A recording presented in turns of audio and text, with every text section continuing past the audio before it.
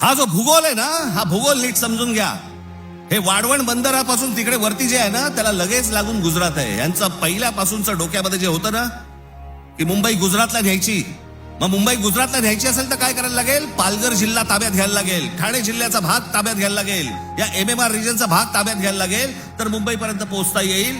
माणसं पहिली बदा तिकडे टाका, त्यांचे मतदारसंघ फोडा, मराठी माणसांना फोडा, हे मतदारसंघ ताब्यात घ्या आणि त्याच्यानंतर सांगा, अरे खासदार तर आमचाच, आमदार तर आमचाच, नगरसेवक पण आमचाच, महानगरपालिकाही आमच्या हातात.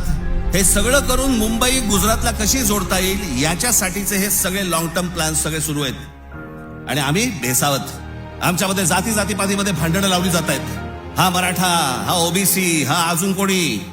एकदा मुंबई हातात तर गेली ना बाबांनो, महाराष्ट्र झारखंड पेक्षा काही वेगळा करणार नाहीत हे.